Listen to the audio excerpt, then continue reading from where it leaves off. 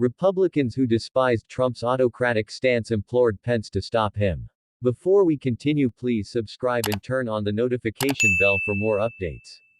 During the debate between Geraldo Rivera and Olivia Troy, moderator Jim Acosta couldn't help but accuse the Republican of promoting Donald Trump's authoritarian fantasies.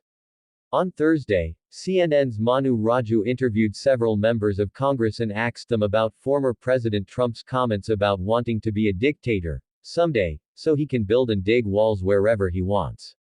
Just kidding, one person said, calling it entertainment, and another saying, typical rhetoric. At the time, Republican lawmakers downplayed his claims that he wanted to be a dictator.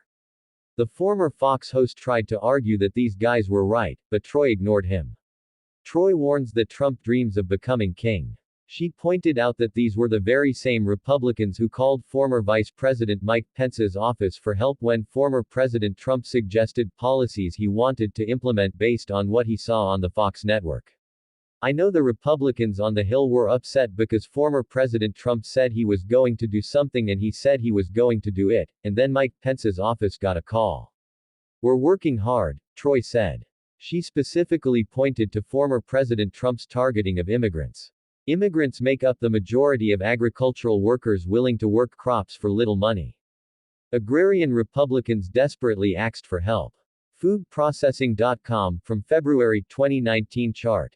Immigration and Customs Enforcement conducted numerous enforcement actions against food processing facilities in 2018.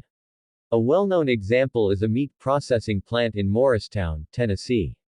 Was raided on April 6, and 97 people were arrested.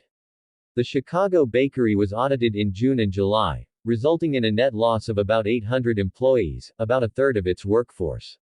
A meat processing plant in Salem, Ohio was raided on June 19 and 146 people were arrested.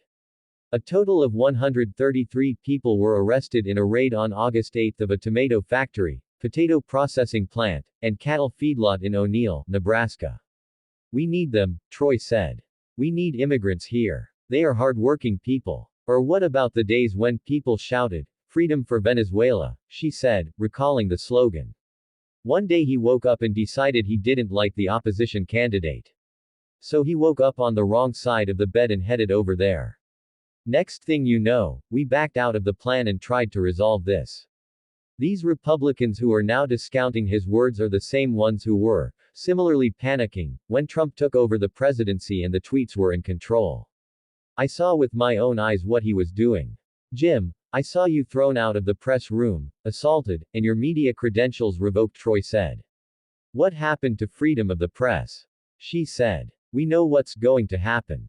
So, sure, we can sit here and say this is alarming, but those of us who have experienced it and have seen it firsthand, there are some people who are very concerned about these checks and balances because people who are not willing to compromise themselves, who take their oaths seriously, who take their jobs seriously. Rivera believes that the necessary branches of government, such as the judiciary, exist to keep him under control. Trump tried to argue that there were checks and balances in place to stop him. Never before has a president refused to abide by a Supreme Court ruling.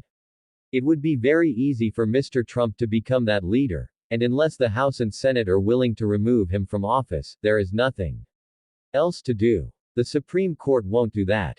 Thanks for watching till the end. What are your point of views about this news?